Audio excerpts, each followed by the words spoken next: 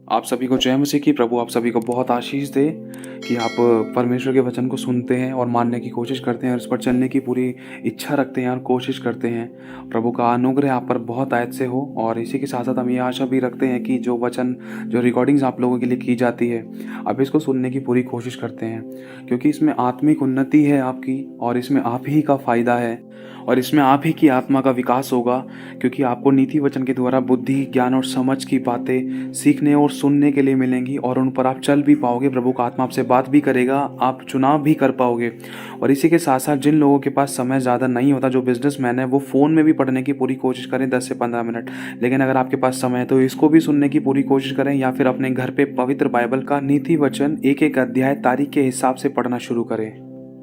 तो आइए हम आज के दिन के अनुसार आज के वचन को पढ़ेंगे। आज 9 तारीख है। नीति वचन 9वां अध्याय पहली आयत से आज हम जान पाएंगे बुद्धिमान व्यक्ति और मूढ़ और मूर्ख व्यक्ति, और हमें बुद्धि कैसे मिलती है, और भी कई सारी बातें हमें सीखने के लिए मिलेंगी।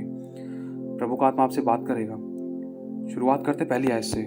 बुद्धि ने अपना घर बनाया और उसके सातों खंभे गड़े हुए हैं। उसने अपने पशु वध करके अपने दाख मधु में मसाला मिलाया और अपनी मेज लगाई है। उसने अपनी सहेलियां सबको बुलाने के लिए भेजी हैं। वह नगर के ऊंचे स्थानों की चोटी पर पुकारती है।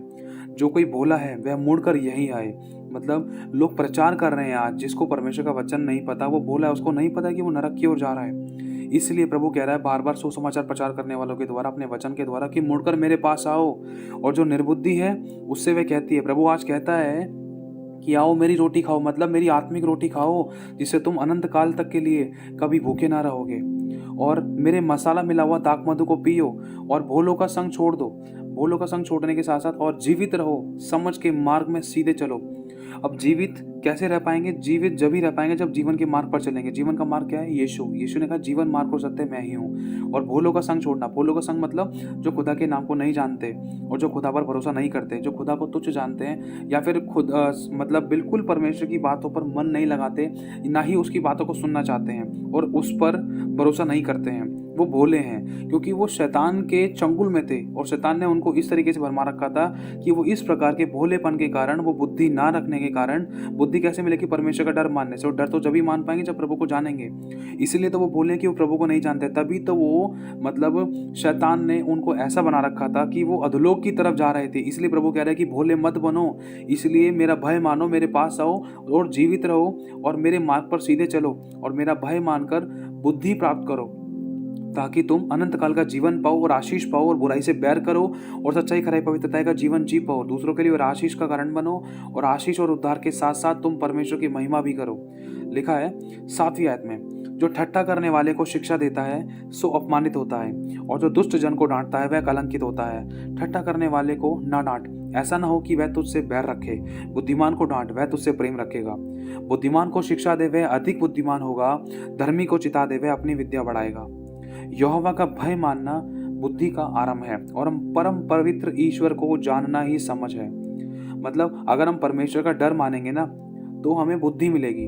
बुद्धि हमें कैसे मिलती है? ऐसे ही नहीं मिल जाती है। परमेश्वर का डर रखने से हमें बुद्धि मिलती है। डर क्या? प्रभु कहता है झूठ मत बोलना, चोरी ना करना, दोष ना लगाना, गाली ना बकना, व्यभिचार ना करना और अनादर ना करना, तू मेरी आज्ञा का पालन करना। अगर हम ये सब चीज परमेश्वर की आज्ञा के अनुसार करते हैं ना, अगर हम बुराई ना करके वरन भलाई करने के लिए तैयार रहेंगे, तो हमें बुद्धि प्राप्त होगी, जिस बुद्धि के द्वारा हम खुदा के मार्ग पर चल पाएंगे और शैतान के सर को कुचल पाएंगे, और हमारा जीवन नाश होने से बचेगा। क्यों? क्योंकि हमने बुराई से बैर किया है, जिसके कारण हम प्रभु ने हमें बुद्धि दी है और अपने मार्ग पर चलाया, जिसके लिए हमें दूसरों के लिए आशीष और उद्धार का कारण भी बनाया है, और हमें जीवन के मार्ग पर चलाया जो यीशु है। और लिखा है यहोवा का भय मानना बुद्धि का आरंभ है, और परम पवित्र ईश्वर को जानना ही समझ है। अगर हम जितना हम परमेश्वर को खोजेंगे, जितना हम परमेश्वर को जानने की इच्छा रखेंगे, उसकी बातों को समझने सीखने के लिए भूख और प्यास रखेंगे, उतना हमें समझ प्राप्त होगी, ताकि हम उसकी गहरी गहरी बातों को समझ पाएं, शैतान की चालों को कुचल पाएं। और प्रभु यहाँ कह रहा है 11वीं आयत में कि मेरे द्वारा तो तेरी आयु बढ़ेगी। किसके द्वारा? बुद्धि के द्वारा, परमेश्वर के वचन के द्वारा और उसके डर के द्वारा। जब हम बुराई से बैर करते हैं ना, तो तब हमें बुद्धि मिलती है। जब हम बुराई को नो करते हैं, तब हमें बुद्धि मिलती है, ज्ञान मिलता है, समझ मिलता है, और हमारी आयु बढ़ती है, हमारा जीवन बढ़ता है।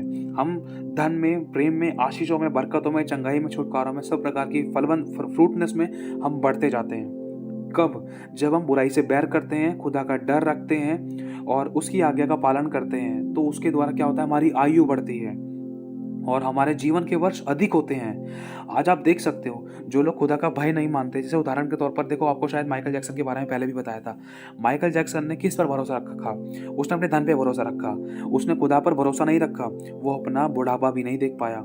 कितने बड़े-बड़े सेलिब्रिटीज़ के बारे में हम जानते हैं। मेरे भाई और बहनों, हमने बहुत सारी ऐसी गवाहियाँ भी सुनी हैं कि बहुत से लोग अपनी बुढ़ापे को भी नहीं देख पाए। कोई धन पे भरोसा रखता है, कोई अपने पर भरोसा रखता है, कोई कुछ, कोई कुछ। कोई सोचता है कि मेरा पैसा बचा लेगा, कोई कहता है भाई मेरे पास बहुत बुद्धि, बहुत ज्ञान, बहुत समझ है, मेरा नौकरी बिज़नेस अच्छा है। सौ मुँह सौ बातें।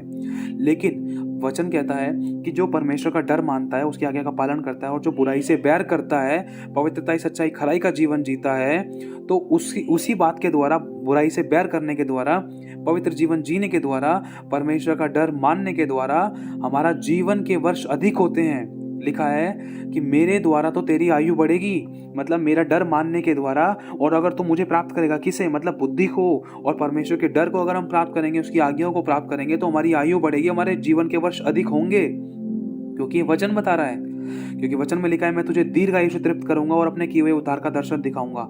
वचन में लिखा है, अगर हम भजन संहिता 91 पढ़े, लिखा है, तूने जो मुझसे प्रेम किया इसलिए मैं तुझे छुड़ाऊंगा, तुझे मैं ऊंचे स्थान पर रखूंगा, क्योंकि तूने मेरे नाम को जान लिया है।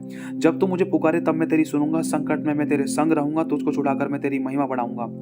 छुड़ाना मतलब बीमारी, कर्जा, गरीबी, घटी परेशानी, तकलीफ, दुख, कलेश, आंसू, दर्द, पीड़ाएं, सब प्रकार की समस्याओं से मैं तुझे छुड़ाऊंगा, आजाद करूंगा, क्योंकि तेरा छुड़ाने वाला निश्चय भी जीवित है। क्योंकि तूने मुझ पे भरोसा रखा है और मैं तुझे निश्चय छुड़ाऊंगा, जरूर छुड़ाऊंगा। क्योंकि जितनों ने मेरी ओर दृष्टि की, उनके मुंह कभी काले नहीं हुए। जिन्होंने मुझ पर भरोसा रखा, वो कभी लज्जित नहीं हुए और उनके मुंह कभी काले नहीं हो पाए। मैं तुझे छुड़ाऊंगा और तुझे ऊंचे स्थान पर रखूंगा, क्योंकि तूने मेरे नाम को जान लिया है, तूने मेरा भय माना है, तूने मेरे मार्गों पर चलने के लिए ठान लिया है। तू बुराई से बैर करता है, तू बुराई से बैर करती है, और तुझे मैं दीर्घ आयु से तृप्त करूंगा और तुझे अपने किए हुए उद्धार का दर्शन दिखाऊंगा, तुझे मैं ऊंचा उठाऊंगा। ये सब बातें प्रभु कह रहा है। किसके लिए? जो खुदा का भय मान रहा है, जो बुराई से बैर कर रहा है, जो पवित्रता का जीवन जी रहा है, जो खुदा की आज्ञाओं को अपने लिए रखता है और उसके अनुसार चलता है। ये बातें, ये वायदे उसी के जीवन में पूरे होंगे। और लिखा है, यदि तू बुद्धिमान हो, मतलब अगर तू परमेश्वर का डर मान रहा है, बुराई से बैर कर रहा है, तो तुझे बुद्धि मिलेगी, तो तू बुद्धिमान हो गया। अगर तू ऐसा कर रहा है ना, तो बुद्धि का फल तुझे मिलेगा। बुद्धि का फल क्या है? अगर आप भले काम करोगे तो उसका अच्छा फल मिलेगा। लेकिन अगर आप परमेश्वर का डर नहीं रख रहे हो, लेकिन अगर फिर भले काम कर रहे हो, तब भी उसका फल मिल नहीं सकता, क्योंकि लिखा है, तेरे सारे धार्मिक काम मेरे सामने मैले चितड़ों के समान है।